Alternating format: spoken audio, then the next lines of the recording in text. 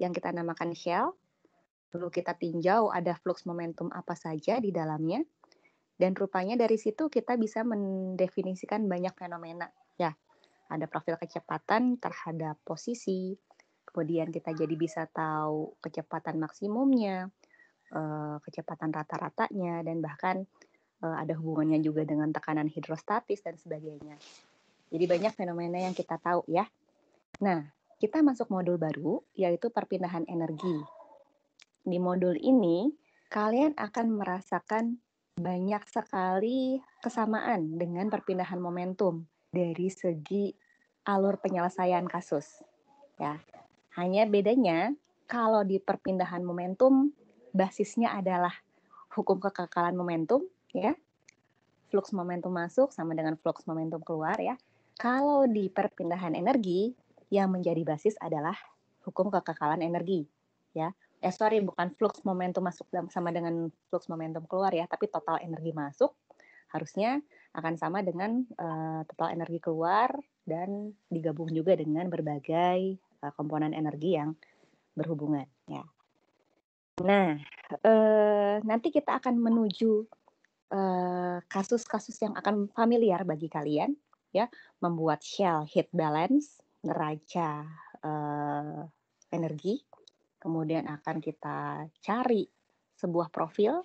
Kalau di perpindahan momentum itu kita banyak menentukan profil kecepatan terhadap posisi ya. Kalau di perpindahan energi kita nanti akan banyak menentukan profil temperatur ya. Dan profil temperatur ini sangat penting untuk para insinyur proses. Ya, karena kita akan banyak melibatkan panas dan kalian pun sebetulnya belajar di mata kuliah lain ya. Kalau PG mungkin belajar SOTP, kalau TB belajar di OPK. Di mata kuliah itu kita langsung menggunakan persamaan-persamaan yang aplikatif dan biasanya sifatnya empiris ya. Kenapa? Karena banyak sekali fenomena yang kalau diturunkan secara analitis nanti sulit gitu. Nah, tapi di mata kuliah ini fokus kita adalah mempelajari fenomenanya ya. Membuat kalian paham sense-nya apa saja sih yang terlibat dalam suatu sistem energinya. Jadi, kita akan menggunakan sistem-sistem yang biasanya relatif sederhana, ya misalnya end effect-nya diabaikan, dan biasanya alirnya laminer, gitu ya, walaupun bisa jadi nanti ada pengembangan-pengembangan lain ya. Tapi kita akan belajar dari kasus yang basic dulu supaya kalian paham fenomena apa saja yang terjadi. Oke. Mungkin polanya sama ya.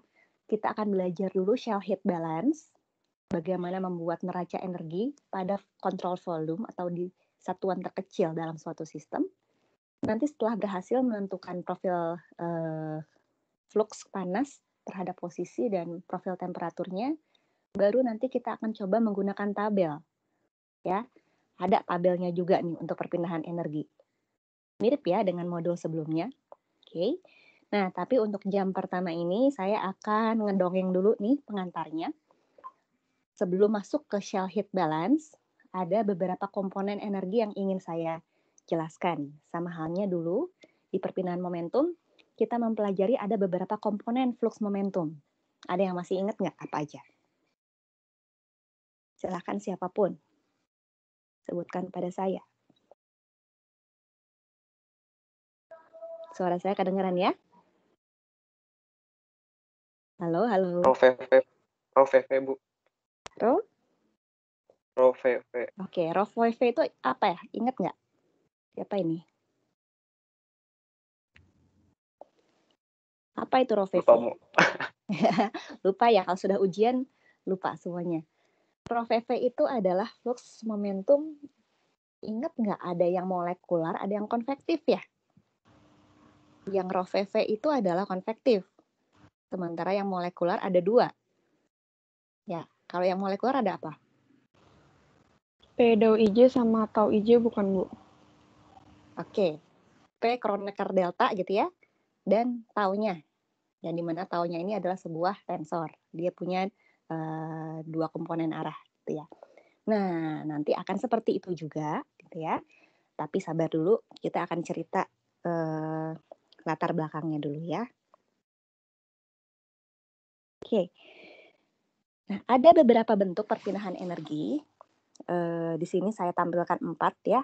Ada perpindahan energi secara molekuler, ada secara konvektif, ada secara difusif, dan secara radiatif. Ya. Tapi untuk kasus kita, gitu ya, untuk kasus-kasus engineering yang akan kita hadapi, maka di kuliah ini kita akan mempelajari dua bentuk perpindahan energi ini saja, yang molekuler dan yang konvektif. Untuk yang molekuler kita bagi jadi 2, jadi panas dan kerja. Kalau molekuler berarti kalian bayangkan ini hubungannya dengan antara molekul ya. Kalau di perpindahan momentum itu kalian tahu ketika ada satu molekul bergerak dengan suatu kecepatan, yang sebelahnya ikut terimbas gitu ya. Jadi ikut keseret sehingga jadi ada gaya geser. Nah, di dalam perpindahan energi juga sama. Ketika ada suatu molekul yang mengalami temperatur yang naik gitu ya, ada yang mengalami kenaikan temperatur, molekul sekitarnya pun akan terimbas. Gitu. Nah, itu dalam bentuk panas. Yang perpindahan panas secara molekuler ini sebetulnya sudah lazim kita kenal dengan istilah konduksi. Jadi bisa jadi dia diam, bisa jadi dia bergerak, gitu ya. Yang jelas ketika molekul-molekulnya terpanaskan, yang sekitarnya ikut ketularan, gitu ya. Itulah konduksi. Gitu. Nah, tapi selain panas, kita juga akan membahas kerja nih, ya. Karena judul modul kita bukan perpindahan panas, tapi perpindahan energi. Jadi bisa jadi yang nanti berpindah itu dalam bentuk panasnya dan bisa jadi dalam bentuk kerjanya, gitu ya. Kemudian secara konvektif juga ada nanti. Ini artinya perpindahan energinya terjadi karena terbawa aliran. Ya, misalnya ada suatu aliran fluida, dia itu panas gitu ya. Nah, panas ini ditransfer, dibawa oleh aliran fluida ini secara bulk, itu terjadi. Tapi secara molekuler juga terjadi. Gitu. Ya, karena bagaimanapun di dalam fluidanya ada molekul-molekul yang berdekatan gitu ya. Nah, tapi nanti kita bisa lihat bisa jadi yang satu lebih dominan dan ada yang lebih tidak dominan. Ya. Ini gambaran umumnya begini, akan ada 3 komponen utama yang akan kita bahas ya. Perpindahan energi berbentuk panas secara molekuler, kemudian kerja secara molekuler, dan perpindahan energi secara konvektif. Sorry.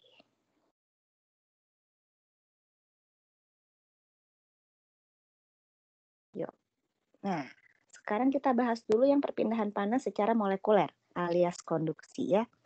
Gambar ini maksudnya hanya supaya kalian membayangkan bagaimana fenomena konduksi bisa terjadi. Ada 2 plat ya. Katakanlah ada 2 buah plat di atas dengan di bawah ya. Atas dengan bawah, platnya padatan. Nah, di antara kedua plat ini ada padatan lagi. Saya sebut saja sebuah lempengan gitu ya. Ada sebuah lempengan yang diapit oleh 2 buah plat. Awalnya, baik plat maupun lempengan memiliki temperatur yang seragam, yaitu T0, T besar 0. Ya. Nah, nanti suatu ketika plat yang di bagian bawah ini akan tiba-tiba mengalami kenaikan temperatur, ya, katakanlah dia si plat ini tiba-tiba temperaturnya jadi T1 begitu. Pada suatu saat yang kita beri nama T sama dengan 0.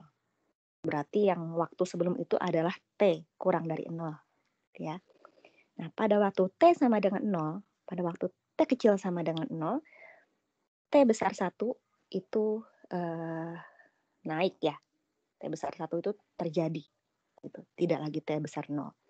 Nah, nanti apa yang terjadi? Lempengan di tengah ini akan mengalami profil temperatur yang tertentu. Bagian bawah ini kan lebih panas ya. Bagian bawah ini lebih panas, sementara bagian atasnya masih tidak terlalu panas. Tapi dengan perbedaan temperatur sebagai driving force, maka panas akan mengalir dari plat bawah menuju ke plat atas. Dan sehingga lempengan ini akan mengalami kenaikan temperatur sedikit demi sedikit dengan profil tertentu. Awalnya mungkin begini, terus begini, terus begini. Awal-awal ini masih ada perubahan terhadap waktu. Ya, makanya di sini kita sebut T-nya itu fungsi dari Y, T. Jadi temperatur fungsi dari posisi dan waktu. Gitu. Kondisi ini kita sebut dengan kondisi apa? Ada yang ingat? Sudah pernah dibahas di mata kuliah lain. Konduksi apa ini? Transien. Sip. Konduksi transien ya. Nah, kemudian ketika suatu saat temperatur tidak lagi menjadi fungsi dari waktu, maka kita masuk kondisi steady state atau tune-up. Ya, pada kondisi ini temperatur hanya fungsi dari posisi saja. Ya, ini kalian sudah paham sekali ya tentunya ya, dan kalian juga tentunya sudah familiar dengan persamaan yang merepresentasikan fenomena tersebut. Nah, persamaan ini artinya apa?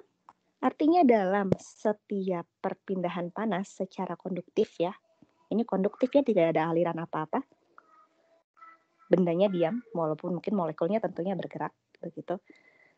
Nah, jumlah panas yang terlibat, gitu ya, di sini kita kasih notasinya Q besar, ya, tentunya akan berbanding lurus dengan driving force-nya, yaitu delta temperatur, gitu.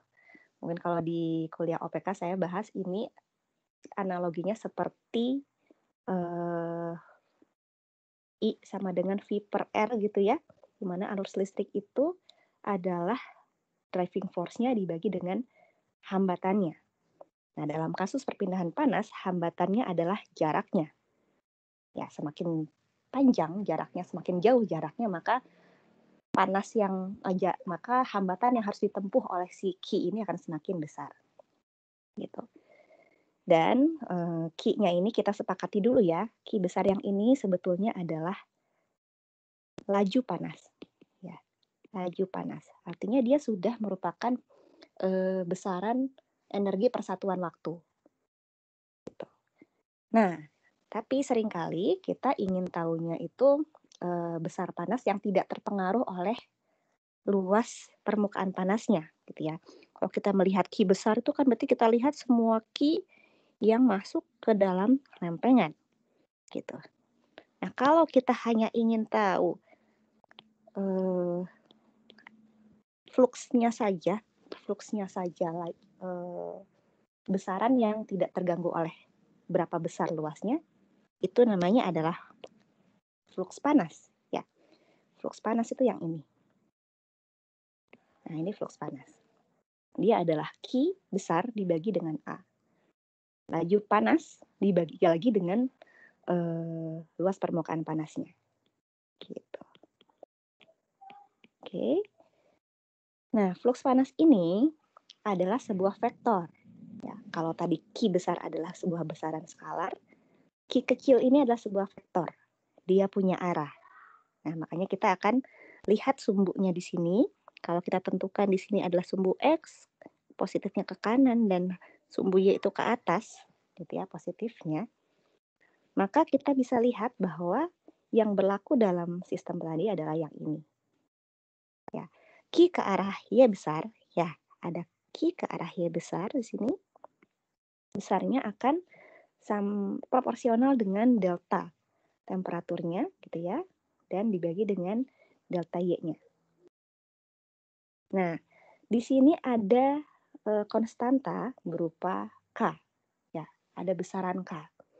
K ini merepresentasikan bagaimana karakteristik material dalam menghantarkan panas. Ya, karena dalam semua kasus konduksi, persamaan ini terjadi nih.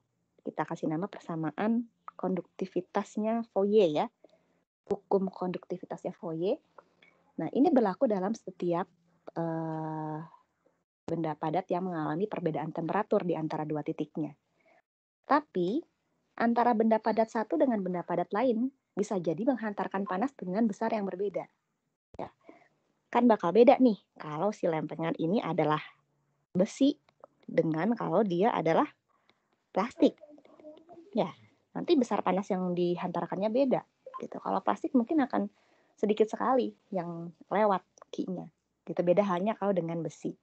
Kalau gitu, kita butuh satu besaran yang merepresentasikan seberapa baik suatu benda itu menghantarkan panas. Nah, itulah K. Itulah K. Gitu. Nah, kenapa dari persamaan sini ke persamaan sini ya, dari persamaan di atas ke bawah kok ada perbedaan tanda? Ya, di atas itu tidak ada minusnya, di bawah ada minusnya. Karena kalau di atas itu besarannya skalar, ya Q-nya dalam bentuk skalar, sementara kalau kita bicara fluks panas, dia sudah ada arahnya. Dan fungsi minus di sini semata-mata hanya untuk mengkoreksi arahnya. Kalian coba aja ya, kalian coba aja sendiri. Misalnya, kalau di sini kan ada titik T1, Y1 ya. Ini ada T0, Y0. Gitu. Kalau misalnya Q-nya itu ke arah atas ya, dalam kasus ini kan Q-nya ke arah atas. Berarti Q-nya kan positif ya. Q-nya positif. Kalau delta T-nya berarti T1 kurangi T0. Nah, kalau atasnya T1 kurangi T0, bawahnya harus Y1 dikurangi Y0 kan? Nah, kalau T1 kurangi T0, dilihat dari sumbu X ini, T1 lebih besar dari T0, berarti dia positif. Y1 kurangi Y0. Nah, kalau Y1 kurangi Y0, dia negatif, karena Y1-nya malah lebih kecil daripada Y0. Nah, berarti besaran ini jadinya negatif. Padahal Q-nya harusnya positif, makanya kita butuh negatif di depan K. Gitu. Sampai sini dulu, ada yang mau ditanyakan atau enggak?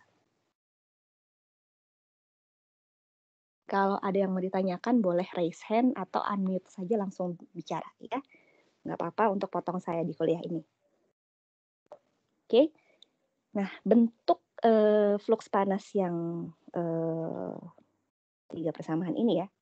Ini kan komponen-komponen dengan koordinat kartesian. Kalau bentuknya umum ya, kita buat jadi seperti ini. Ya, seperti biasa ini nggak usah bikin bingung. Ini hanya sebuah bahasa matematik untuk menyatakan persamaan yang di atas ini, tapi dalam bentuk umum. Gitu. Nah, sebetulnya ini tambahan wawasan saja ya. Sebetulnya ada istilah material yang isotropik dan ada material yang anisotropik. Isotropik itu artinya kalau suatu material nilai K-nya itu sama, seragam, mau kemanapun arah fluksnya. Itu namanya material yang isotropik. Nah, ada juga material-material tertentu ya yang besar K-nya ini nggak sama kalau fluksnya ke arah X, ke Y, dan Z. Tidak seragam. Nah, itu biasanya dipakai istilah lain. Ini pakai istilah kappa ya, konduktivitas panasnya. Nah, kondisi ini terjadi misalnya pada kristal-kristal tertentu atau mungkin material berserat ya, ada contoh-contoh khusus lah seperti itu. Tapi di mata kuliah ini kita tidak akan menggunakan besaran itu sih setahu saya ya. Sejauh ini sih tidak pernah pakai. Oke. Ini adalah untuk konduksi. Untuk memperkenalkan kembali, walaupun kalian mungkin sudah kenal ya dengan konsep konduksi. Jika tidak ada pertanyaan, saya lanjutkan. Nah, nilai K alias konduktivitas panas ini beragam untuk setiap zat. Bisa dari kecil banget, 0, sekian, ya 0,00 sekian bahkan nih, sampai besar banget. Kalau di tabel ini kita lihat sebuah contoh nilai K untuk berbagai gas. Ya, gas ini nilainya rata-rata kecil ya, 0, sekian. Artinya dia mungkin cukup isolator. Kemudian ini untuk liquid tapi non-metalik. Karbon tetrakloride, kemudian ada gliserol, etanol, dan sebagainya. Nah, ini termokonduktivitasnya juga masih relatif kecil, walaupun lebih besar daripada gas pada umumnya. Kemudian Ada lagi thermal konduktivitas untuk, nah ini liquid metals. Liquid metals, dia agak lebih besar ya. Sudah ordernya belasan, bahkan puluhan. Dan terakhir ini adalah untuk beberapa padatan. Nah, ini thermal konduktivitasnya banyak yang besar ya, terutama untuk logam. Bisa sampai ratusan. Berarti dia sangat baik dalam menghantarkan panas. Karena kalau delta T-nya besar gitu ya, kemudian nilai K-nya juga besar, maka nanti Q-nya juga akan besar. Oke, walaupun tidak semua padatan itu memiliki hantaran yang baik, tidak memiliki nilai konduktivitas yang baik juga nih. Contohnya ada brick, konkrit, kemudian glass, nah itu juga tidak terlalu tinggi ya thermal konduktivitasnya. Nah, kemudian pertanyaan berikutnya, apakah nilai konduktivitas panas untuk setiap material itu selalu sama? Ya. Kalau kita browsing dan atau kalau kita lihat di referensi kan tiba-tiba sudah ada nilainya gitu ya, nilai K untuk aluminium adalah sekian gitu. Nah, sebetulnya konduktivitas panas ini di masing-masing material juga bisa berubah kalau temperatur dan tekanannya berubah gitu. Jadi konduktivitas sesungguhnya adalah fungsi dari temperatur dan tekanan. Namun banyak kasus di mana nilai K ini dianggap sebuah konstanta, sebuah besaran yang seragam saja.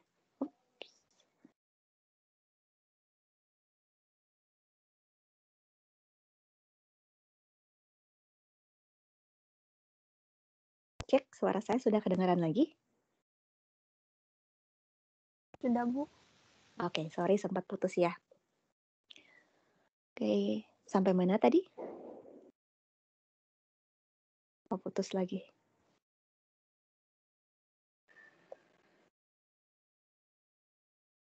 Tes, sudah kedengaran lagi suara saya? Dengar, Bu. Oke. Oke, sorry ya saya putus-putus. Kita lanjutkan.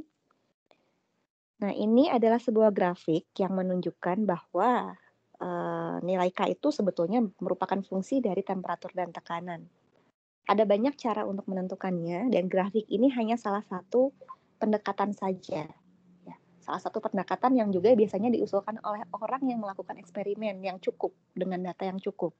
Di sini dia melakukan eksperimen terhadap berbagai senyawa monoatom.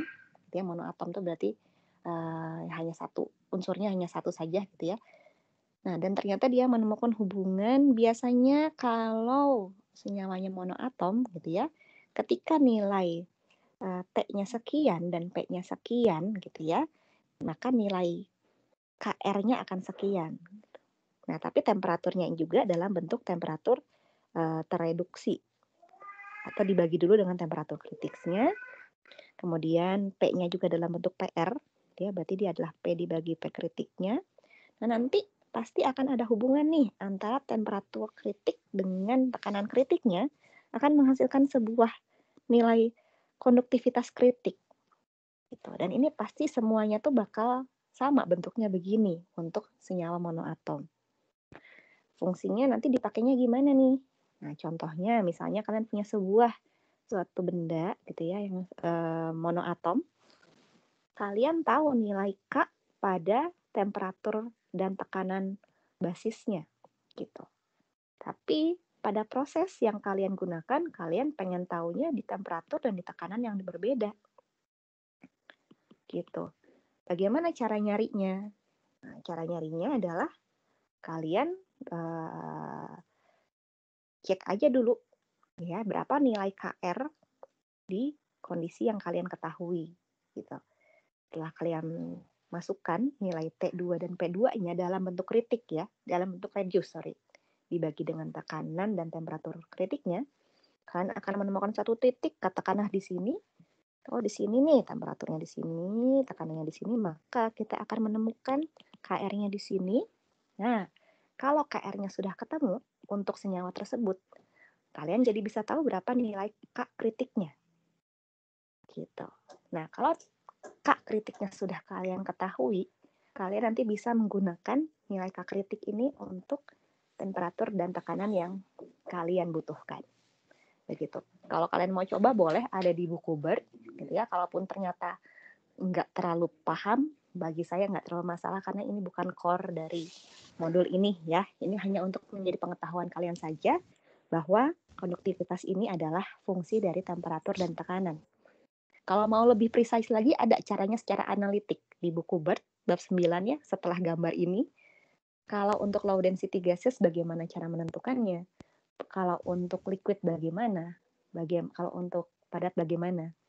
Karena untuk pendekatan ini pun sifatnya masih sangat empirik dan bisa jadi hasilnya agak jauh dari realita gitu. Ya, tapi ya jangan terlalu bingung lah. Intinya kita mau menunjukkan bahwa nilai K ini adalah fungsi dari temperatur dan tekanan. Ada yang mau ditambahkan dulu atau mau ditanyakan?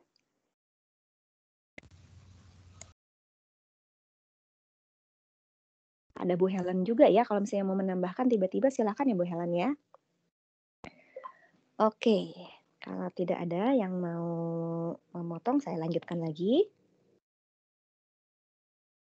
Oke, nah sekarang kita masuk kepada bentuk atau komponen energi yang berikutnya. Ya, tadi dari bentuk yang ini kita sudah tahu nilai flux energi yang diakibatkan oleh perpindahan panas secara molekuler. Nilai fluxnya berapa? Ada yang ingat tadi? Persamaannya apa? Dari hukum Fourier? Minus K do delta T do T per do X. Ya bukan kalau untuk yang X. Oke. Ya, oke. Terima kasih. Siapa tadi ini nggak kelihatan? Raffi ya. Oke. Untuk Iya, Bu. flux panas molekuler kita sudah tahu. Nah, bagaimana dengan flux energi dari fenomena yang berikutnya, yaitu kerja molekuler? Oke, kita lihat ya. Nah, kelihatan ya. Ini nanti flux molekulernya itu adalah yang ini. Oke, saya cerita sedikit dulu bagaimana sih kok bisa dapat ini. Mungkin dari SD kalian sudah belajar fisika, kalian sudah tahu bahwa yang namanya kerja itu, ya, kerja atau energi atau usaha itu adalah gaya dikalikan jaraknya. Contoh sederhananya, kalau kalian ingin tahu berapa sih kerja yang dibutuhkan untuk menggeser suatu balok seberat sekian selama sepanjang 1 meter, ya berarti nilainya adalah gayanya dikalikan dengan jaraknya. Gitu ya. Nah, karena kita mau bicara tentang flux ya, flux, maka si kerjanya ini itu dibagi dengan T juga. Gitu ya, dibagi juga dengan waktu. Karena tadi yang panas itu juga sudah dalam persatuan waktu. Gitu, persatuan waktu iya, ya. Kemudian sorry. Kecoret. Ya. Kemudian nah, kalau persatuan waktu berarti persamaan yang di atas ini kita bagi dengan dt, ya. Dan yang namanya dr, sebuah jarak dibagi dengan waktunya akan menjadi kecepatannya. Kecepatan ke arah tersebut, ya. Nah, sekarang kita mau meninjau kerja yang terjadi pada suatu molekul. Gitu. Kalau suatu molekul itu mengalami kerja, kira-kira gaya apa sih yang dia alami? Gitu. Jika gaya yang terjadi dalam jika kerja yang terjadi pada suatu molekuler, gitu ya, persatuan waktu itu dinyatakan dengan F dikalikan V, F-nya ini apa sih kira-kira? Nah, sebuah molekul mengalami gaya berupa besaran yang sudah kalian kenal dari modul pertama, yaitu V. Ya, kalau kalian ingat, P tadi adalah Kronecker delta gitu ya, P Kronecker delta ditambah dengan tau. Artinya suatu molekul itu mengalami dua macam gaya nih, entah akibat tekanan atau akibat geseran gitu, entah karena ditekan atau karena digeser, itu aja intinya. Nah, akhirnya nilai F dikalikan V ini kita gantikan F-nya jadi P gitu. Ya. Ini adalah flux kerja molekuler yang akan kita masukkan nanti ke persamaan shell heat balance. Nah, nantinya ketika kita mau pakai flux energi ke dalam shell heat balance kan pasti akan dikalikan dengan luas permukaannya, ya, karena yang ada adalah neraca kekekalan energi, bukan neraca kekekalan flux energi. Maka kita harus samakan dulu dimensinya jadi energi dengan cara mengalihkan flux dengan luas permukaan yang ditembusnya. Gitu. Dalam gambar ini untuk gambar pertama ya. Gambar pertama ini, kalau kita meninjau sebuah flux yang ke arah X-nya saja, gitu ya, maka kita harus mengalihkannya nanti dengan sebuah bidang yang tegak lurusnya dengan X-nya, begitu. Ya, kalau misalnya nanti kita meninjau yang ke arah Y, kita kalikan dengan permukaan yang ke arah yang tegak lurus dengan flux ke arah Y-nya. Begitu juga dengan yang Z. Ya. Gambar ini maksudnya gitu aja, tapi sebetulnya kenyataannya sudah pernah kalian praktekkan dulu di perpindahan momentum. Ya, ketika kalian mau masukin ke neraca momentum kan fluxnya dikalikan dulu dengan luas area yang ditembusnya. Entah itu selimut tabung lah 2 PR atau mungkin L kalikan W atau apapun itu. Ya. Nah, nggak usah bingung, nanti kita kalikan dengan luas area yang sesuai kasusnya. Oke. Ada yang mau ditanyakan untuk kerja molekuler? Oke, kalau tidak ada, kita lanjut. Oh, sorry. Nah, ini yang belum terbahas. Kalau tadi kita lihat ya, flux kerja molekuler ini adalah P dikalikan V. Nah, baik P maupun V ini punya arah nih. Ya, kalian mungkin ingat P-nya ini dan V ini pasti punya arah. Gitu. Nah, nanti ketika kita mau masukkan ke shell heat balance, gitu ya, si PV yang kita masukkan ini mau PV yang ke arah X kah, ke arah Y kah, ke arah Z kah, R, theta, tergantung kasus kalian dan sumbunya, gitu ya. Nah, makanya nanti kita jabarkan dulu nih. Kalau kita mau meninjau PV, P dikalikan V yang ke arah X. Nah, kita jabarkan dulu. PV ke arah X itu adalah PXX kalikan VX ditambah PXY dikalikan VY ditambah PXZ dikalikan VZ. Begitu. Karena V-nya bisa jadi ke arah manapun, begitu. Walaupun nanti sangat mungkin akan banyak yang dicoret. Gitu. Tapi dalam menjabarkan P kali V ini, kalian bisa menggunakan persamaan ini. Gitu ya. Oke. Ini kalau untuk kartesian ya, yang atas ini, yang bawahnya ini adalah kalau cylindrical. Kalau untuk bola bisalah kalian gunakan sendiri ya, kalian coret-coret sendiri saja. Nah, yang sebelah kanan saya tuliskan lagi.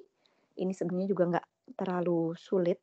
Ini intinya si nilai P-nya ini kita pisahkan menjadi P Kronecker delta dan tau gitu ya. Nah, kadang-kadang kita cuma butuh taunya aja nih. Kita cuma butuh tau V-nya aja, gitu. Kalau kita mau lihat tau V-nya aja, kita jabarkan aja. Tau V-nya mau yang ke arah mana, gitu. Kalau ternyata flux energinya mau kita tinjau ke arah X, berarti kita pakai yang atas. Kalau mau yang ke arah Y, pakai yang bawahnya, dan seterusnya. Nanti pada saat kita mempelajari kasus, kita tengok lagi ke sini deh ya, supaya kalian nggak terlalu abstrak membayangkannya. Ya, sekarang masih abstrak nggak apa-apa, wajar. Ini kita baru berangkat dari komponen-komponennya dulu soalnya. Nanti pas cara pakainya moga-moga lebih terbayang. Oke. Tadi panas sudah ya, Q sama dengan minus K dot T per dot R. Kemudian kerja ini adalah gini ya, yang harus dijabarkan dulu jadi apa. Gitu ya. Nah, kemudian sekarang bagaimana dengan flux energi ya akibat perpindahan energi secara konvektif? Yuk kita lihat ya. Nah, kalau perpindahan energi secara konvektif, jelas tentunya pasti ada aliran, gitu ya. Langsung kita kasih aja nih persamaannya adalah yang ini. 1/2 rho V kuadrat ditambah rho U dikalikan Px kalau kita ngomongin yang ini ya. Yang gambar pertama ini, kalau kita mau meninjau yang ke arah X-nya saja, gitu ya. Ini adalah flux energi konvektifnya. Dan kalau mau nyari kepotong. Laju kerja molekul ke arah X gitu ya. Kalau kita mau nyari dalam bentuk yang bisa dimasukkan ke dalam shell balance-nya, itu nanti harus dikalikan dengan luas permukaan yang ditembusnya. Gitu. Sebetulnya kalau kalian ingin tahu lebih jauh apa sih makna ini, sebetulnya setengah rho V kuadrat ini adalah dari energi kinetik ya. Energi kinetik kan setengah mv kuadrat gitu ya. Setengah mv kuadrat kalau sudah dibagi dengan luas permukaannya jadinya m-nya dibagi dengan luas permukaan gitu ya. Jadinya jadi kecepatan linear gitu. Dan ada rho-nya, jangan lupa gitu. Itu mah hanya menyetarakan dimensi saja, jangan terlalu pusing. Dan ini pun ini tadi energi kinetik ya. Kalau U, kalau U ada yang ingat apa itu?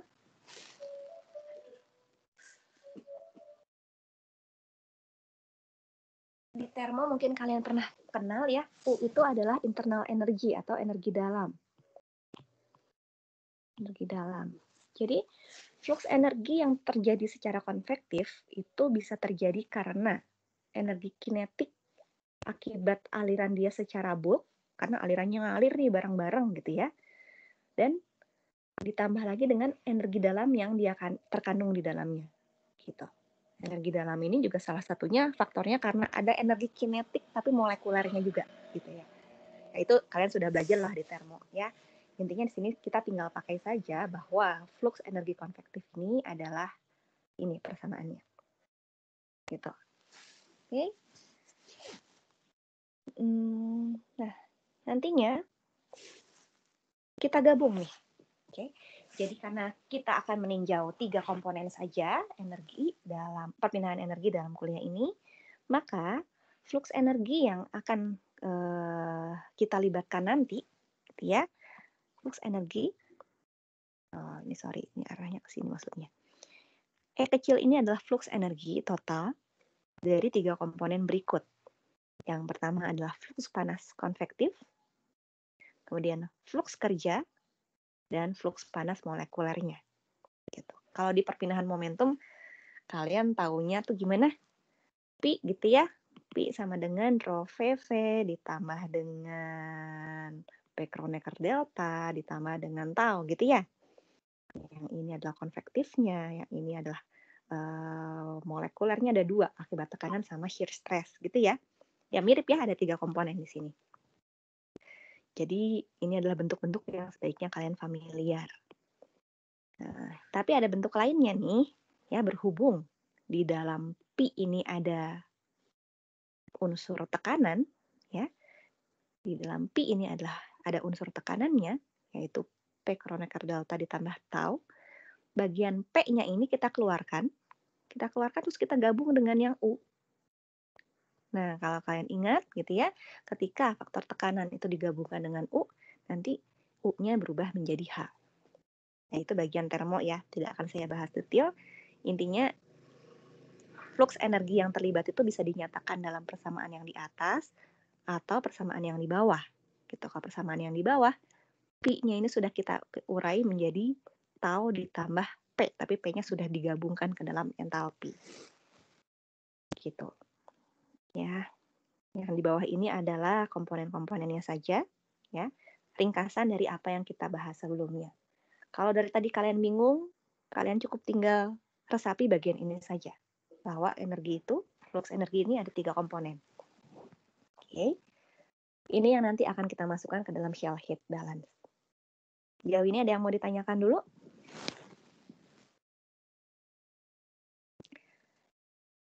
Tidak ada, moga-moga cukup paham ya. Oke. Ini ada satu komponen lagi satu tools lagi yang saya harap tidak membuat kalian tambah bingung, tapi ini bakal kepake deh one day mungkin minggu depan akan kepake. Di mana entalpi ya. Tadi kan di persamaannya ada entalpi. Entalpi ini nanti dijabarkan menjadi persamaan berikut.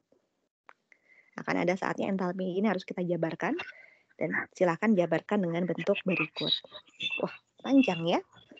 Bagian atas ini mungkin kalian sudah kenal lah di termo. Nah, tapi jangan khawatir gitu ya. Nanti ketika sudah diintegrasikan menjadi persamaan yang di bawah ini bisa disederhanakan nih, kata si Bert ya. Kalau yang suku ini untuk ideal gas nilainya 0. Kemudian kalau dia adalah fluid, gitu ya, fluida dengan densitas konstan, nanti nilainya adalah 1 per rho dikalikan P min P0 gitu. Jadi lebih simpel. Gitu. Oke, kemudian kalau yang suku yang sebelah sini gitu ya, akan menjadi Cp T min T0 gitu. Katanya ya, kalau heat kapasitasnya bisa dinyatakan konstan pada temperatur tertentu gitu. Oke, ini sebuah cara saja untuk menjabarkan entalpinya nanti. Oke. Nah, nanti kita akan masuk ke dalam shell heat balance ya. Kalau shell heat balance, maka persamaannya adalah persamaan kekekalan energi, sehingga nanti yang kita gunakan persamaannya adalah begini. Total laju ya, sudah dalam laju saja, karena waktu itu seharusnya tidak akan mengganggu hukum kekekalan energi. Laju energi yang masuk karena komponen perpindahan konvektif gitu ya. Nah, dikurangi dengan yang keluar konvektif lagi gitu ya. Nah, ditambah dengan yang masuk secara molekuler, dikurangi juga dengan yang keluar secara molekuler ya. Nah, tapi ini tadi masih panas ya. Nah, ini ada lagi yang work yang molekuler, baik yang masuk maupun yang keluar gitu ya. Masuk keluarnya itu dengan on dan by yang dilakukan terhadap dia ya, kerja yang dilakukan terhadapnya dan kerja yang dia lakukan gitu ya. Oke, ditambah dengan kerja dari luar ya, barangkali kita memberikan kerja lainnya gitu ya. Dan barangkali juga ada energi yang diproduksi. Ya, bisa jadi sistem kita itu memproduksi panas, bisa jadi. Kita bakal ketemu dengan kasus-kasus semacam itu. Nah, ini akan sama dengan 0. Nah, inilah semua faktor, semua komponen energi yang akan kita tinjau dalam shell heat balance kita. Shell energy balance. Ya, sorry, ini harusnya energy balance ya berarti. Saya salah tulis berarti di sini. Shell energy balance. Oke? Bu, mau tanya Bu. Silakan. Kalau yang itu kan yang rate of work done on system by molecular transport, udah gitu tuh ditambah atau dikurang Bu sama yang oleh sistemnya? Kayaknya tandanya hilang ya. Ini saya Iya minta Bu. tolong. Saya minta tolong asisten untuk menuliskan kembali equation-nya. Oke. Jadi harusnya minus ya Bu. Betul, harusnya minus. Ada yang mau ditanyakan lagi? Terima kasih Bu. Oke. Begitu ya. Oke. Kita sudah mengenal berbagai komponen gitu ya, energi yang akan dimasukkan dan mengenal persamaan energinya. Nah, nantinya kita akan bertemu dengan syarat batas juga. Ya, syarat batasnya nanti kita juga bakal lebih kebayang deh kalau udah kelihatan kasusnya. Tapi kira-kira nanti itu biasanya gitu ya, kita akan menemukan informasi-informasi yang penting. Kita kan mau bikin profil temperatur nih, biasanya ujungnya. Nah, biasanya temperatur di permukaannya itu lebih mudah untuk diketahui. Gitu. Di bagian permukaan itu lebih mudah untuk diketahui. Misalnya suatu pipa gitu ya. Ya, pipa di bagian luarnya akan lebih mudah untuk diukur begitu. Atau bisa jadi yang diketahui itu bukan temperaturnya, tapi nilai Q-nya pada suatu posisi. Di bagian luarnya kita tahu nih Q-nya berapa. Lagi putus ya suaranya. Yes. Lancar. Oh, lancar. Oke. Soalnya di saya ada muncul tanda seru merah, jadi kayaknya putus. Oke.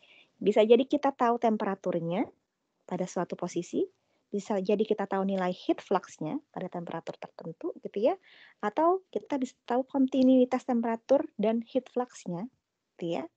Atau bisa jadi kita tahu bahwa di perbatasan antara solid dan fluid terjadi sebuah fenomena apa ini? Mungkin kalian sudah kenal nih di SOTP dan OPK. Ini adalah sebuah fenomena konveksi ya. Biasanya kalau ada padatan dan ada fluida di sekitarnya, gitu ya, maka padatan dan ada fluida di sekitarnya, gitu ya. Maka lapisan yang memindahkan panas paling besar gitu ya.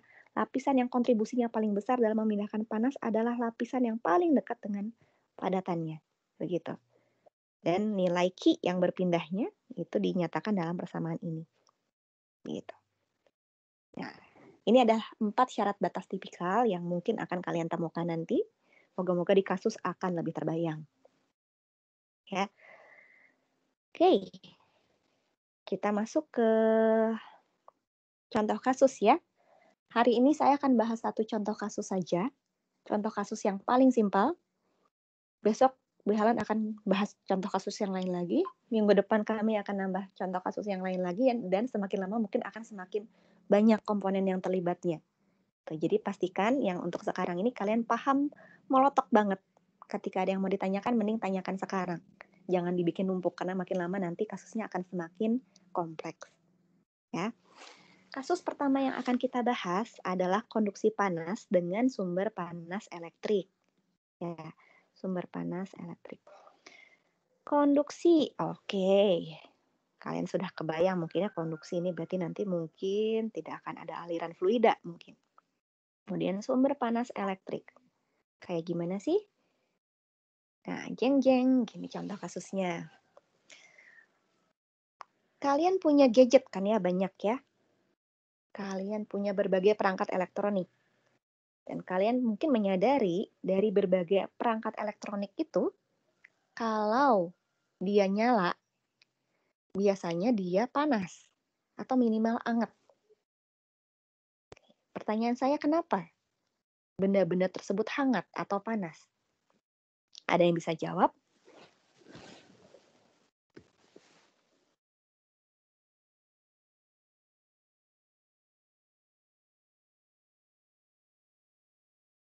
Ayo, saya tunjuk aja boleh ya?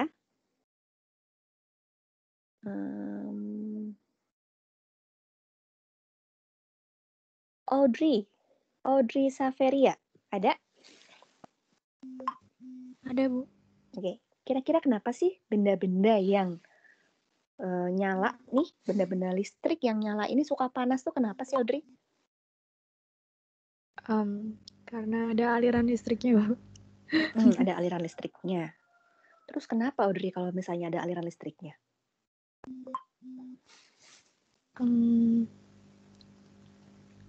Kayaknya ada hambatannya juga ya, Bu. Jadi kayak keluar jadi panas gitu. Ada hambatannya keluar jadi panas. Sebetulnya energi listrik itu bisa terjadi ya ya karena ada beda tegangan dan ada hambatan gitu ya. Nah, sebetulnya energi listrik dan energi panas adalah dua bentuk energi yang berbeda.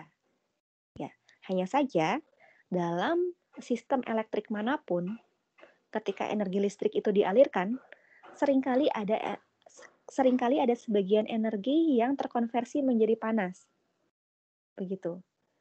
Sehingga segala perpindahan energi listrik menjadi tidak efisien 100%. Pasti ada efisiensinya gitu ya. Efisiensi pompa adalah 85%. Kemana sisanya? Nah, artinya dari 100% energi yang diterima oleh pompa dari colokannya, itu nggak semuanya dipakai buat gerakin pompa. Tapi sebagiannya lepas ke udara dalam bentuk panas. Ya, itu adalah sebuah konsekuensi alam saja. Begitu. Kita nggak bisa membuat semuanya ideal. Semuanya jadi listrik gitu. Dan dalam hal apapun, bahkan sekecil kabel, gitu ya, bahkan sekecil unit kabel saja, ketika ada energi listrik yang mengalir di dalamnya, sebagiannya itu terkonversi menjadi panas, gitu, ya. Dan kabel ini adalah sistem yang mau kita tinjau ya untuk pemanasan, ya, untuk pendalaman awal.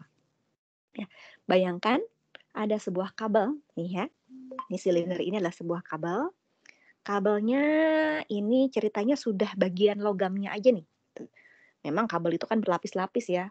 Di luarnya tembaga itu dilapisin lagi dengan karet supaya kalian kalau pegang nggak langsung nyetrum gitu. Nah, tapi ini kalian bayangkan ini sudah berupa satu material yang homogen, yaitu logamnya aja. Kabelnya katakanlah punya sebuah jari-jari R besar, ya, dan panjangnya adalah L. Kabelnya kok gendut, Bu? Ya, maaf ya, ini soalnya biar nanti gambar shell-nya biar kelihatan. ceritanya pada awalnya gitu ya, pada bagian luarnya ini, bagian luar kabelnya ini, temperaturnya adalah T0. Dan katakanlah T0-nya ini, T-nya ini konstan di T0. Karena misalnya kabelnya ini tereksposnya langsung ke udara dan temperatur udara tuh relatif konstan, saking luas, saking besar volumenya. Jadi kalau ada panas sedikit, dia bisa langsung menyebarkannya keluar, gitu ya. Ya intinya T sama dengan T0 deh, di sini di luar dan ternyata dia konstan. Gitu. Nah, kemudian apa yang akan kita lakukan?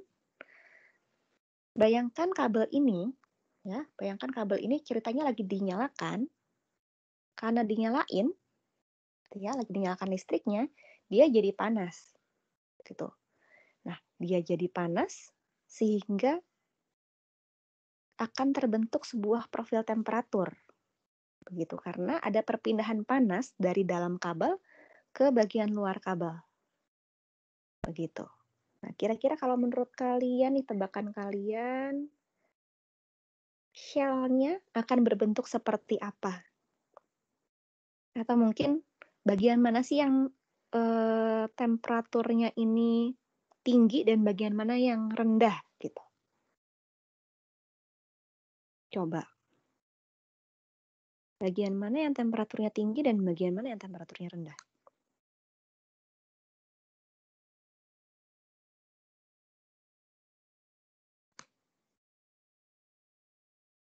Mau ditunjuk lagi aja ya? Yang di pusat bukan, Bu? Oke. Oke, Raffi, yang di pusat ya. Yang di pusatnya ini kira-kira, kan pusatnya ini panjang nih. Di atas dengan di bawah sama nggak temperaturnya?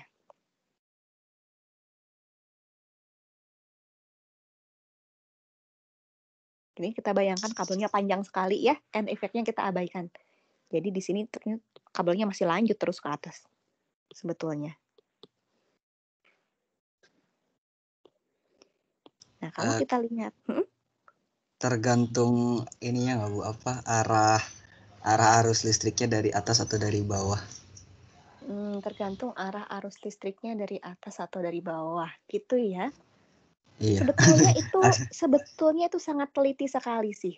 Sebetulnya bisa jadi ya, semakin tinggi energi listriknya maka semakin besar juga fluks panasnya gitu ya. Tapi ternyata kita nggak sampai sana, Raffi. Jadi katakanlah energi panas yang terbentuk ini ternyata dia seragam, mau dari bawah atau dari atas.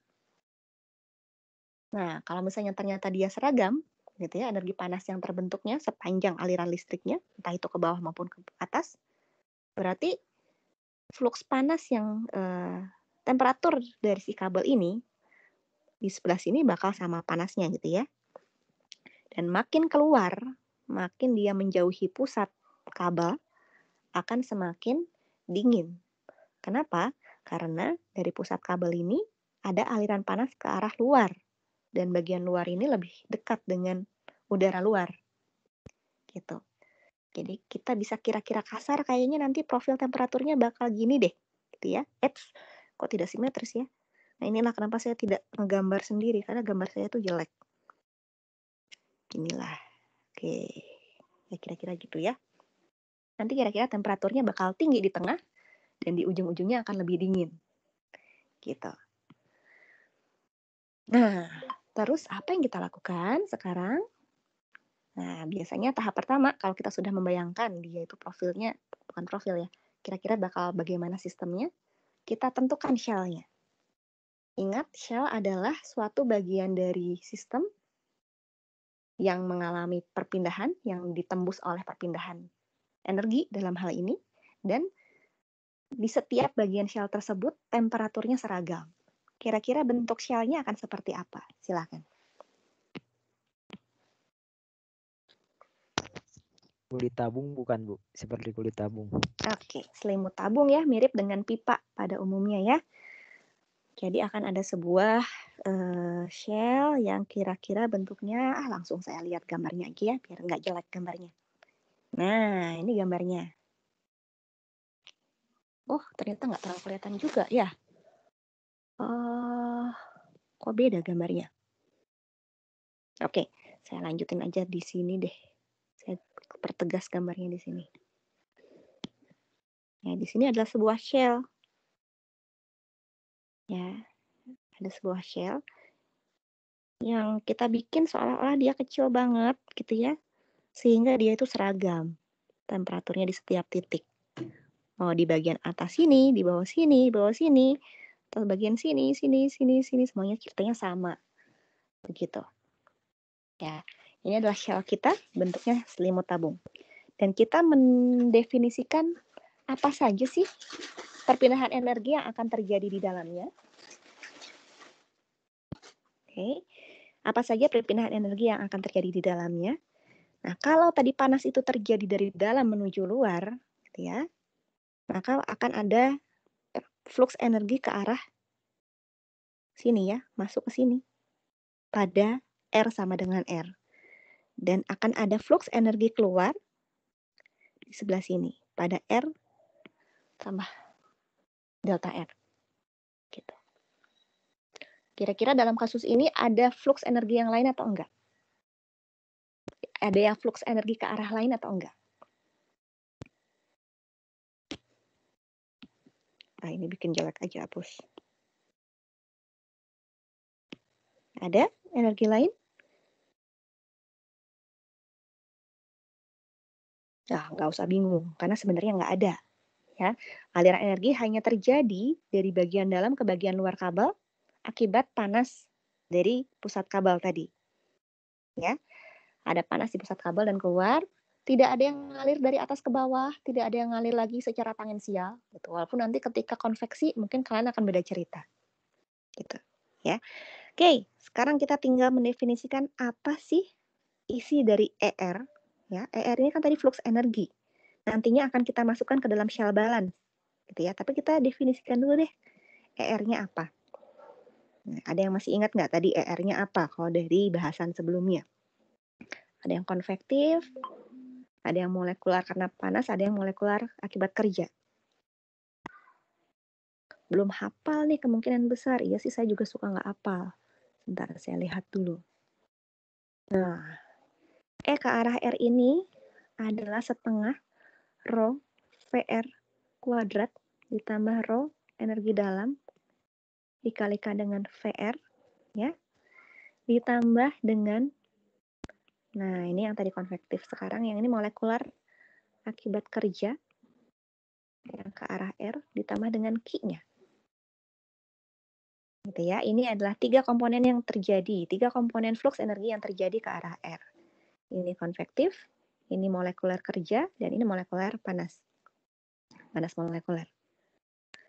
Nah, tapi gitu ya. Tapi kita bisa lihat di sini bahwa tidak ada fenomena konveksi. Karena tidak ada aliran apapun. Kan ini padatan. Ya. Nah, karena ini padatan, tidak ada kecepatan ke arah R, sehingga ini bisa kita coret. Begitu. Nah, kemudian di bagian molekuler kerja, gitu ya, ini juga nantinya bisa dicoret. Ya. Tapi tidak asal karena tidak ada V, gitu ya, maka langsung dicoret begitu. Tapi baiknya sih kita pikirkan dulu tadi matang-matang di dalamnya ada apa sih. Kalau kita lihat di sini tadi, PV itu dijabarkan sebagai P RRVR gitu ya, tambah P R theta V theta gitu ya, tambah P RZ VZ gitu. Nah, baru kita bisa lihat, oh iya, nggak ada VR, nggak ada V theta, nggak ada VZ gitu. Nah, sehingga ini juga bakal jadi 0 sebetulnya. Ini 0, ini 0. Sehingga hanya ada Q saja. Q ini adalah perpindahan panas secara konduktif. Gitu. Sebenarnya kalau kalian dari awal sudah selangkah lebih maju, kalian dari awal sudah bisa meramalkan, Bu, ini mah dari awal saya juga bakal bisa nebak. Ini yang melewati shell-nya hanya ada Q aja. Kalian boleh langsung masukkan Q. Cuma kalau kalian nggak yakin, ya, ada baiknya kalian jabarkan dulu dari awal. Nanti tinggal dicoret-coret. Daripada ada yang kelewat. Gitu. Ya, karena nanti kalian akan ketemu aliran yang muter lah, aliran yang apa, yang ternyata ini nanti, oh ada bagian ininya nih, gitu. Oh ada bagian ininya nih, gitu. Ya, ini contoh sederhananya dulu di mana bagian konvektif dan molecular work-nya tidak ada. Oke, maka ER ini adalah QR saja. Ya. ER akan sama dengan QR saja, sehingga kalau kita mau masukkan ke dalam shell energy balance, ya kita mulai masuk ke dalam shell energy balance, maka kita harus mengalihkan nilai flux dengan luas permukaan yang ditembusnya. Kita definisikan dulu ya, laju energi yang masuk di shell pada R, yaitu ini kan. Nah, berapa laju energi yang masuk di dalam shell pada R? Oh, ini pasti adalah flux energi dikalikan dengan luas permukaan yang ditembusnya. Berapa luas permukaan yang ditembus oleh ER pada R sama dengan R?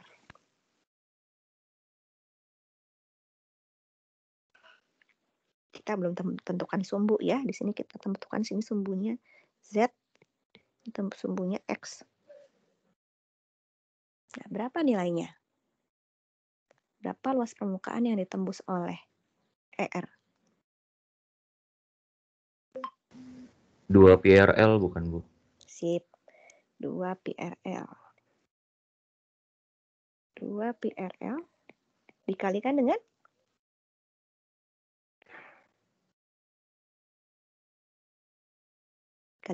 ER-nya ya. Tapi berhubung ER-nya sudah kita sederhanakan jadi QR, bisa langsung begini saja. Oke. Kalau yang keluar,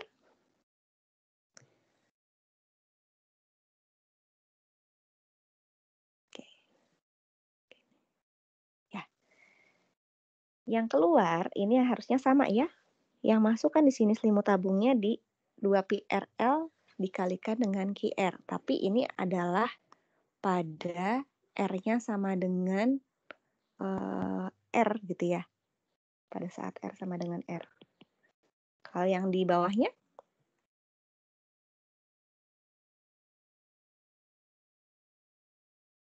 apa yang di bawahnya?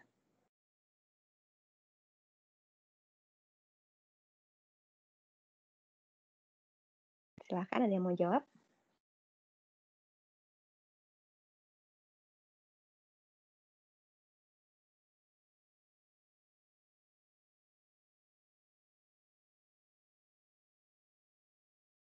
Saya tunjuk aja ya.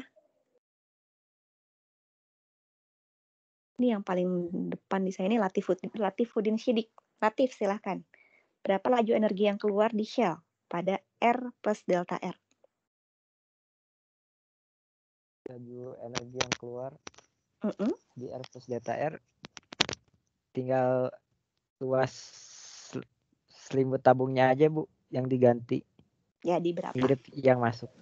2 pi dikali R plus delta L dalam kurung kali R kali L kali QR. Sip. Ya. QR. Gitu ya. Ini adalah pada R sama dengan R plus delta R. Oke. Nah, yang masuk dan yang keluar sudah didefinisikan, tapi ada satu komponen energi lain yang belum kita tentukan, yaitu terbentuknya panas akibat disipasi listrik. Oh, disipasi listrik itu tadi yang saya sebut. Listrik berubah jadi panas, itu namanya disipasi listrik. Ya.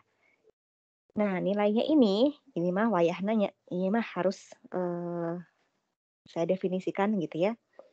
Ini kita definisikan sebagai SE. SE adalah laju panas akibat disipasi listrik per satuan volume. Ya. SE dan laju panas. Artinya dia sudah dalam laju panas, bisa dimasukkan ke dalam shell heat balance, tapi harus dikalikan dulu dengan volume shell-nya. Gitu. Jadi, kalau volume shell-nya adalah 2 pi R delta R dikalikan L, gitu ya. Benar nggak nih? Luas selimut tabung dikalikan dengan ketebalannya. Ya, ketebalannya adalah delta R. Nggak muncul ya. Delta R ini jadi ketebalannya, sehingga ini jadi volumenya. Kemudian kita kalikan dengan SE-nya. Nah, SE-nya ini adalah sebetulnya kalau mau didefinisikan, dia adalah densitas dibagikan dengan konduktivitas listrik dari si sumber listriknya. Ya, konduktivitas elektrik ini beda dengan konduktivitas panas ya. Oke, nanti pada prakteknya nggak usah kita jabarkan jadi I per KE sih, tapi kita cukup tahu saja bahwa ada besaran yang bisa ditentukan gitu ya dengan parameter lain. Kalau kita nanti ngukur densitas arus dan konduktivitasnya, kita bisa tahu kok nilai SE. Jadi kita masukinnya SE aja. SE ini boleh jadi variabel yang ada sampai seterusnya di profil temperatur yang kita dapatkan nanti. Gitu, karena nilai SE ceritanya bisa diketahui dari persamaan ini. Oke, kita sudah menentukan shell dan kita sudah menyusun komponen-komponen shell energy balance. Sekarang kita susun energy balance-nya ya. Oke. Nah, apa aja yang tadi masuk dan apa saja yang keluar dan apa saja yang terbentuk, gitu ya.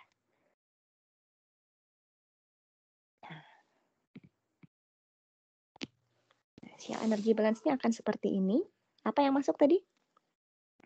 2pi RL dikalikan QR pada R ditambah dengan 2PR R. Oh, kita yang inlet masukin dulu dengan yang terbentuk karena panas ya. Saya masukin yang SE tadi dulu ya. Kalikan dengan SE.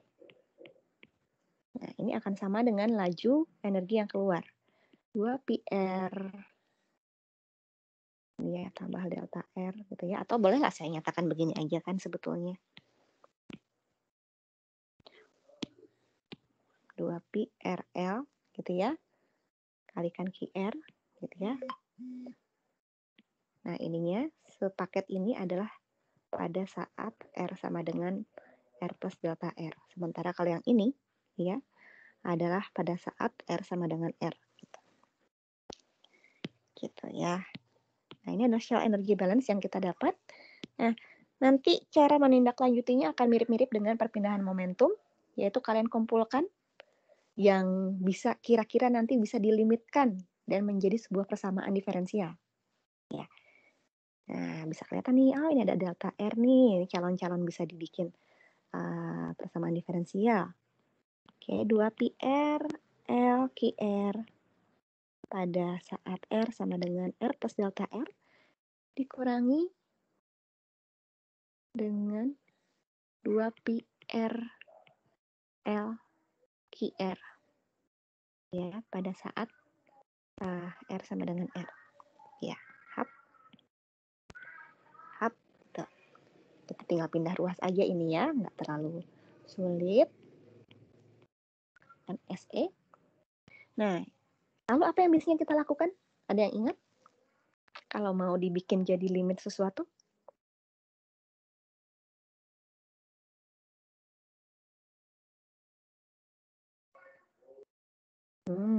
Hint-nya nih, ada yang bisa dihilangin nih, ada 2PL. Ada Dibagi, Bu. dibagi dengan 2pi delta R L ya. Oke. 2pi delta R dan L. Oke. Ingat jangan dibagi dengan R-nya ya. Karena R ini adalah sebuah variabel yang mau kita pakai sampai akhir profil. Nah, kita akan membentuk profil temperatur terhadap R. R-nya jangan dihilangin ya. Nah, berarti nanti ini akan menjadi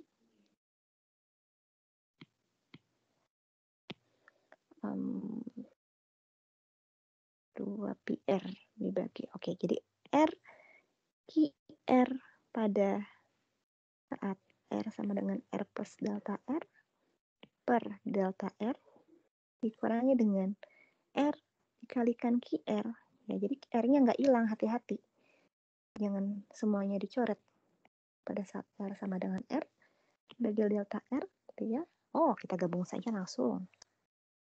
Kita gabung langsung aja.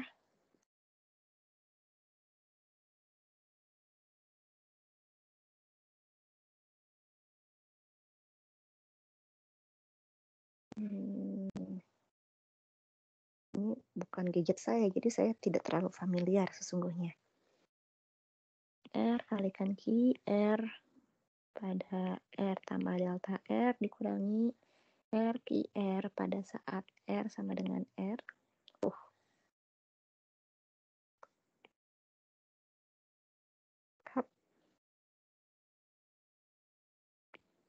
Dibagi dengan delta R gitu ya. Sama dengan ini dikalikan R. Ya, karena ininya sudah kecoret nih 2pi. Nah, kecoret. Tinggal SE dikalikan R. Nah, lalu cara membuat dia jadi persamaan diferensial adalah dengan definisi bahwa dalam shell ini delta R-nya kan kecil sekali. Ya, sampai mendekati 0. Gitu. Nah, dan ini adalah sebuah definisi dari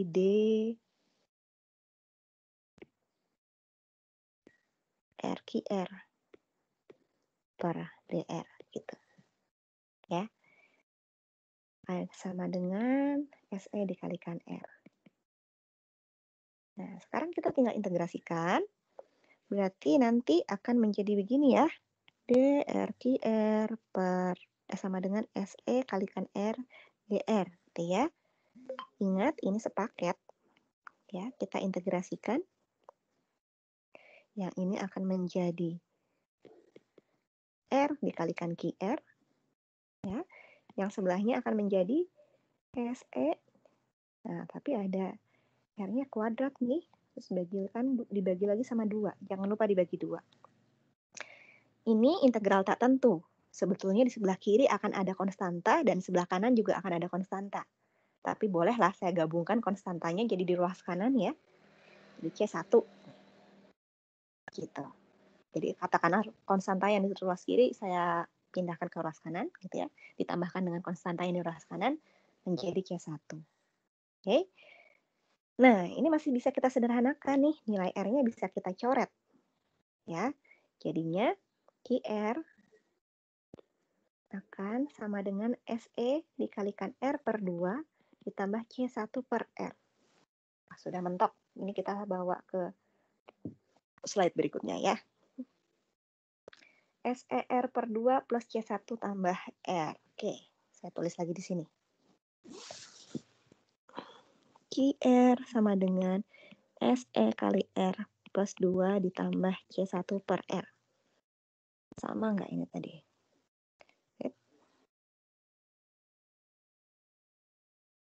Sama ya. Oke, sampai sini ada yang mau ditanyakan dulu sebelum lanjut?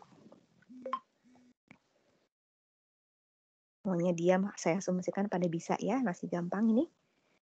Nah, apa yang kita lakukan berikutnya? Kita butuh syarat batas nih untuk mendefinisikan apa itu QR.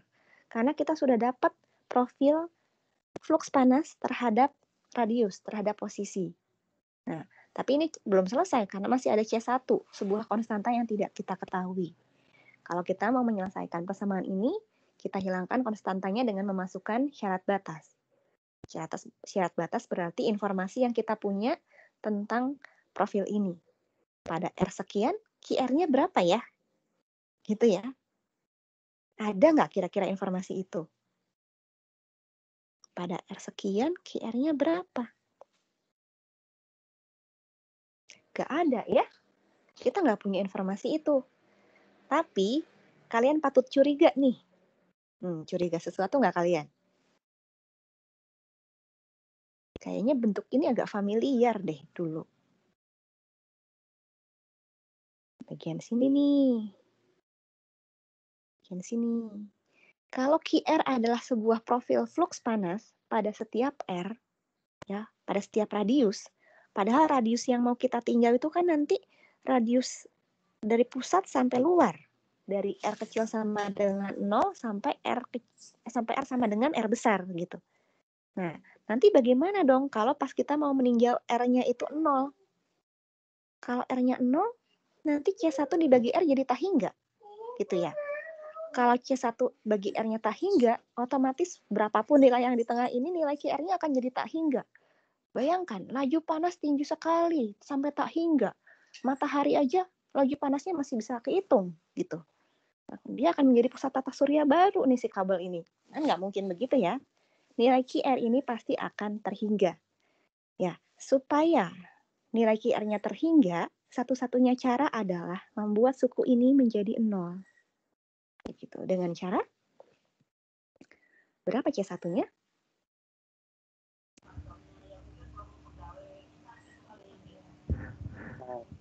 0, Bu. Oke, terima kasih.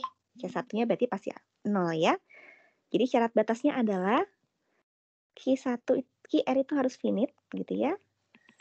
Sehingga C1 sama dengan 0. Maka kita sudah mendapatkan profil fluks panas terhadap posisi, yaitu SE per R plus 2. Oke, ini baru fluks panas. Belum ke temperatur. Ada yang punya ide nggak? Bagaimana cara membuat QR ini menjadi profil temperatur?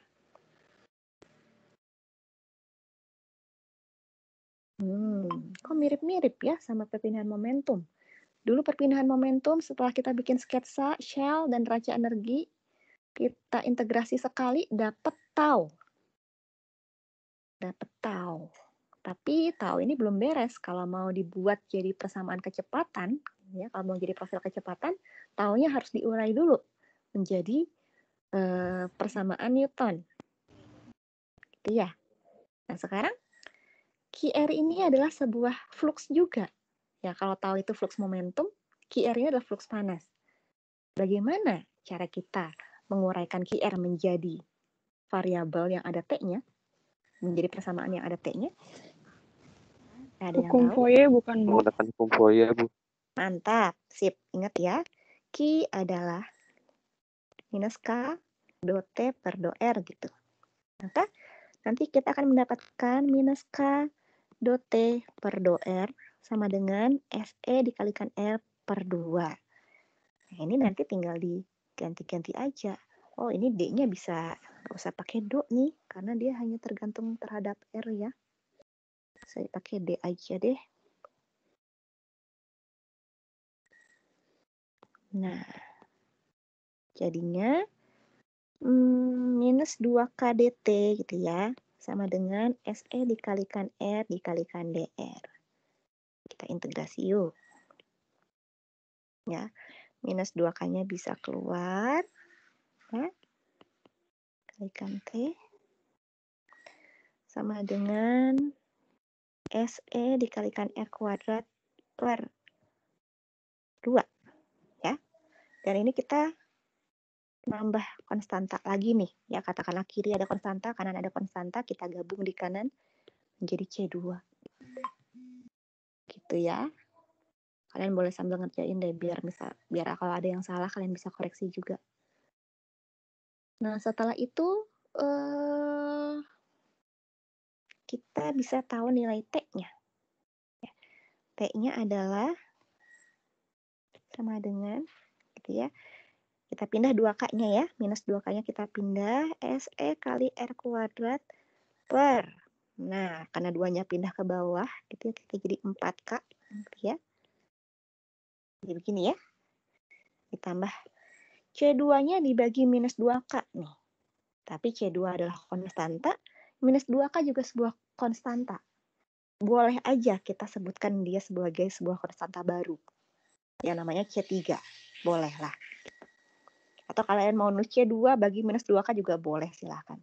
Kalau saya lebih suka, oh ya udah dia konstanta baru, tuliskan aja begini. Gitu ya. Nah, dapat nih profil temperatur terhadap posisi setiap R. Kalau kita tahu R-nya, dapat T-nya.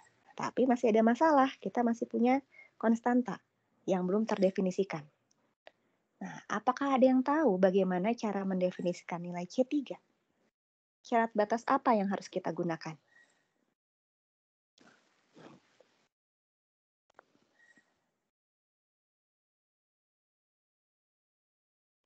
Apakah kita tahu nilai temperatur pada suatu nilai R? Pas di R besar, Bu. T-nya sama dengan T0. Oke, pada saat R sama dengan R besar, nilai temperaturnya adalah T0. Sip, terima kasih. Jadi kita bisa masukkan ke dalam persamaan T0 sama dengan minus SE kali R kuadrat dibagi dengan 4K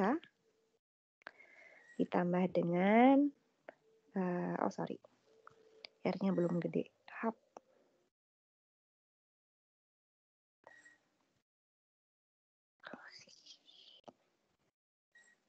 R kuadrat ya ditambah C3. Maka C3 adalah T0 dikurangi SE dikalikan R kuadrat per 4K. Ya. Dan C3 bisa kita masukkan ke dalam persamaan ini tadi. Jadinya T besar sama dengan, nah ini kita bisa gabung nih. Langsung kita masukin gini aja ya, boleh ya. T0 ya, kurangi SE, saya keluarin R kuadratnya dan 4K-nya ke sini, sehingga jadi 1 R kuadrat. Motor lewat atau di mana? Gitu. Atau yang juga sebenarnya T kurangi T0 sama dengan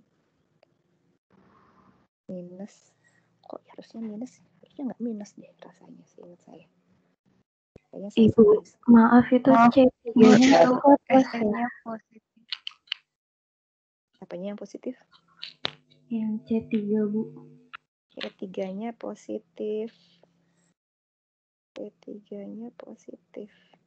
C3 T0 ditambah SE, Bu. T0 ditambah SE R kuadrat per 4K, Bu. Yang atasnya, Bu. T0. Yang nilai Ya. C3-nya, Bu. Iya. Ini bukan? Iya, Bu. Oke. T0. Ya, benar. Thank you. Nah, betul. Nah, terima kasih ya. T min T0 sama dengan SE kali R kuadrat per 4K dikalikan dengan 1 minus R kuadrat per R kuadrat. Oke, kita sudah mendapatkan apa yang kita cari nih. Kita tahu temperatur di setiap titik R, gitu ya, selama kita punya nilai T0, SE, K, dan R besar. Kita bisa menentukan nilai temperatur di setiap titik kabel. Gitu. Ya. Nah, setelah itu biasanya kalian akan ditanya apa sih? Nah, lanjutannya ini nih. Dengan profil temperatur yang kita punya, ya, yaitu ini tadi, kita bisa menentukan temperatur maksimum juga. Temperatur maksimum terjadi pada saat R sama dengan 0. Ya, ini adalah posisi paling panasnya kabel. Ya, jadi kalau kita masukkan nilai R0-nya, ini akan jadi bagian kanan ini bakal hilang ya, gitu ya. Dan ini akan menjadi SE R kuadrat per 4K saja. Gitu. Nah, kemudian temperatur rata-rata juga bisa kita tentukan. Caranya mirip sekali dengan kecepatan rata-rata yang dulu kita cari ya. Caranya adalah mengintegrasikan terhadap DR dan D theta gitu ya, kemudian dibagikan dengan integrasi R DR dt gitu ya. Nah, nanti kalian akan mendapatkan nilainya adalah sekian. Silahkan dicoba sendiri aja. Dari sini kita bisa lihat ternyata temperatur rata-ratanya itu adalah temperatur maksimum dibagi 2 ya. Temperatur rata-ratanya itu kira-kira akan sama persis gitu dengan temperatur maksimum dibagi 2. Kemudian ada parameter lain yang bisa kita tentukan yaitu laju panas di permukaan atau Q besarnya pada saat R sama dengan R besar. Q besar itu adalah flux panas dikalikan dengan luas permukaan yang ditembusnya. Ya, jadi kalau kita mau tahu laju panas di permukaan, berarti kita kalikan flux panas yang di permukaan nih pada R sama dengan R besar dengan luas permukaan di bagian luar kabel. Gitu ya. Hitung nanti hasilnya akan sekian. Sekian itu kalau kalian lihat ya, SE ini kan adalah laju panas per satuan volume gitu ya. Nah, nanti dikalikan dengan volumenya si kabel itu sendiri. Gitu. Jadi berapa laju panas di permukaan ya itu nanti akan sama dengan semua bukan lagi panas. Semua panas yang dihasilkan oleh disipasi listrik ini akan keluar lewat si permukaan kabel. Itulah kira-kira ya. Oke. Sudah selesai nih kasusnya. Apakah ada yang mau ditanyakan? Silakan, kalau mau dipastikan, mending pastikan sekarang. Kalau ada yang masih tidak yakin. Kalau ada yang mau ditanyakan, silakan ditanyakan sekarang ya. Sebelum kita masuk ke kasus-kasus yang lebih sulit besok-besok. Ibu maaf mau bertanya. Iya, silahkan. Ibu tadi yang awal saya agak ketinggalan. Kenapa V-nya itu jadi 0 ya Bu? V R, V theta sama VZ-nya. V theta Yang sama. tadi kan di awal di Oh, jadi oke. tinggal QR tuh Bu. Oke. Nah, siapa yang nanya ini tadi? Alfia ya? Ya. Oke. Alfia, kalau kamu buka buku BERT, sebetulnya buku BERT ini akan langsung mendefinisikan QR. Jadi shell ini hanya akan mengalami QR saja. Karena dia sudah bisa meramal, ini energi yang terjadi di dalamnya, perpindahan energi yang dialami oleh shell ini hanya terjadi karena konduksi saja. Gitu. Nah, tapi kalau kamu mau dari awal lengkap, setiap kali kamu menemukan shell, kamu masukin 3 komponen yang mungkin terjadi, baik itu konvektif maupun work maupun konduksi gitu ya. Nah, kamu akan menjabarkan jadi 3 ini ya. Jadi ER sama dengan bla bla bla ini. Nah, tapi kamu lihat lagi nih kasusnya. Oh, kasus saya ini adalah sebuah padatan. Dia adalah sebuah kabel. Tidak ada aliran bulk yang terjadi di dalamnya seperti halnya aliran fluida yang mengalir di dalam pipa. Kalau aliran fluida yang mengalir di dalam pipa kan dia punya kecepatan bulk ya. Kecepatan bulk, kecepatan curah. Aliran fluidanya bergerak bareng-bareng dengan kecepatan sekian gitu. Nah, itu yang biasanya menghasilkan VR kan, yang menghasilkan V gitu, VZ, V apapun itu. Begitu. Nah, sehingga kalau kalian jabarkan di bagian sininya, nggak ada VZ-nya ini nggak ada. VZ saja nggak ada. Kemudian VR dan V theta-nya apakah ada juga? Ya nggak ada juga, karena dia adalah sebuah padatan. Padatan ini secara bulk tidak bergerak kemanapun, baik secara radial, tangensial, maupun ke arah aksial. Gitu. Yang bergerak adalah molekulnya ya, gitu ya. Dan perpindahan panas yang terjadi secara molekuler itu diwakilinya dengan si QR ini saja. Begitu. Terjawab nggak kira-kira Alfia? Ibu, terima kasih. Ya, tidak ada VR, tidak ada V kemanapun karena dia adalah padatan. Gitu aja. Gampang ya ini kasusnya ya. Ada lagi yang mau ditanyakan?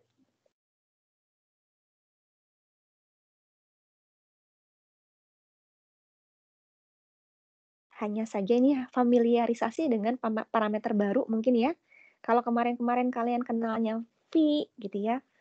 V sama dengan ya kalian kenalnya selama ini P sama dengan bla bla bla. Oh, sekarang kita fluxnya bukan flux momentum tapi flux energi. Kemudian nanti ujung-ujungnya yang kita hasilkan setelah integrasi pertama tuh biasanya QR gitu. QR-nya nanti diurai lagi supaya bisa dapat T. Ya, kalau dulu kita dapatnya tau sama dengan sekian, taunya diurai jadi persamaan Newton dia. Nah, kalau sekarang QR diurai dengan persamaan Fourier gitu. Ya, jadi banyak similarity-nya gitu. Jadi kira-kira ini similarnya dengan P, kemudian Q itu similarnya dengan tau gitu ya. Similar saja ya. Jangan didefinisikan sama, nanti kacau kalian perhitungannya. Gitu. Oke. Saya harap kalian semua bisa mencoba sendiri di rumah dan mantapkan apa yang belum mantap. Mungkin untuk pendalaman ada sedikit modifikasi kasus nih. Di example 10.2, silakan dicoba juga. Gimana kalau kasus yang kabel panas tadi, kita mau tentukan lagi berapa profil temperaturnya, tapi syarat batas yang kita gunakan untuk permukaan kabel itu bukan lagi T sama dengan T0. Tapi kita gunakan persamaan yang berikut ini. Artinya apa? Artinya kita tidak lagi mengabaikan bahwa di luar kabel itu ada konveksi. Karena sebetulnya di luar kabel itu bisa jadi ternyata ada konveksinya. Gitu. Gitu ya, silahkan dicoba gimana kalau ternyata di luar kabel kita perhatikan fenomena konveksinya. Silahkan nanti dicoba sendiri di rumah ya. Ada yang mau ditanyakan sejauh ini? Habis. Bu, ingin bertanya, Bu. Silahkan. Untuk yang temperatur maksimum, Bu. Ya. Kan R-nya sama dengan 0. Berarti kalau dimasukin ke rumusnya kan T min T0 SE dikali R kuadrat. Nah, di situ R-nya dimasukin 0 berarti jadi 0 dong, Bu. Atau gimana ya, Bu? Iya. SR. Temperatur maksimum ya. Apakah saya salah nyalin? Sebentar dulu, saya lihat dulu ya. Sepertinya itu R besar deh, Bu. Iya, kayaknya ini R besar nih ya. Betul. Ini harusnya gini. Di sini tuh tadi R-nya R besar ya. Di persamaan ini pun harusnya R besar. Terima kasih yang sudah mengoreksi ya. Ini R besar. Di slide sebelumnya udah bener ya R besar. Ketika saya ngopi ke sini jadinya berubah. Ini harusnya R besar. Dan ini pun akhirnya jadi R besar. Gitu. Jadi ketika kalian masukkan R yang sama dengan 0, ya, kalau ininya sama dengan 0, ini sama dengan 0, ini jadi tinggal 1 aja. Oke. Terjawab ya. Iya, Bu. Terima kasih. Terima kasih koreksinya. Ada lagi yang mau ditanyakan?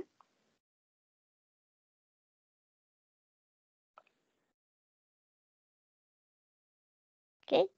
Tidak ada. Moga-moga pada lancar semua ya modul ini. Semangat nih kita memulai hari baru, memulai modul baru. Moga-moga nanti akan semakin pandai karena kalian sudah mengalami perpindahan momentum. Sebetulnya dalam hal konduksi panas, dalam hal flux panas ada yang lebih simpel. Karena kalau selama ini kalian itu pakai tau, ya, suatu saat kalian menemukan tau di perpindahan momentum, taunya ini adalah besaran tensor ya. Taunya ini adalah ada 2 arah nih. Tau ke arah X akibat aliran ke arah Z. Ya. Ini kan tensor berarti ya. Kalau di perpindahan panas, kalian nanti banyak terlibatnya dengan Q. Q itu bukan tensor, tapi dia vektor saja. Dia hanya ke salah satu arah. Ke X saja atau ke R saja. Gitu. Ini adalah sebuah vektor. Ya, dia agak sedikit lebih simpel. Cuma memang di perpindahan energi itu kalian ternyata ketemu juga sih dengan si tau dan pi tadi ya. Ternyata kalian juga harus memasukkan komponen work flux gitu ya, komponen kerja, dan di situ nanti bisa ketemu tau, x, z, dan segala macam lagi begitu. Makanya urutannya kalian belajar perpindahan momentum dulu, baru perpindahan panas. Gitu. Dan nanti ada tantangan lagi sih di perpindahan panas ini kalian akan bertemu dengan bentuk-bentuk tak berdimensi. Ya, bentuk-bentuk tak berdimensi ini nanti akan menjadi tantangan kalian juga, bagaimana mengubah suatu persamaan, gitu ya. Persamaan yang kita dapat ini kan simple nih, kalau yang sekarang ya, T-min T0 sama dengan begini aja. Nanti ada persamaan yang tidak terlalu simpel, sehingga kalian harus ubah menjadi bentuk-bentuk tak berdimensi. Kalau kalian mau nyicil-nyicil daripada pusingnya ditunda nanti, silahkan dibaca-baca dari sekarang buku BERT-nya, boleh ya, karena semakin banyak latihan, nanti makin bagus deh kalian, makin terbiasa. Ya. Kalau tidak ada lagi yang mau ditanyakan, saya cek dulu chatnya. Chat tidak ada yang bertanya. Ya, moga-moga clear banget nih materi hari ini, gampang. 2 jam kelamaan nih kayaknya. Silahkan dicoba-coba sendiri. Jangan lupa isi absennya bagi yang belum. Ya, jangan ragu untuk bertanya di grup P2JTO jika ada yang mau ditanyakan juga. Dan besok bertemu dengan Bu Helan ya, dengan kasus panas yang berbeda, kasus konduksi yang berbeda, kasus perpindahan energi yang berbeda, yaitu sumber panas viskos. Ya, silakan dikerjakan, latihannya tidak perlu dikumpulkan, hanya untuk menjadi bahan latihan kalian aja. Oke, saya tutup kuliahnya. Sampai jumpa lain kali. Selamat siang. Terima kasih, Bu. Makasih, Bu. Oh. Terima kasih Bu. Terima kasih, Bu.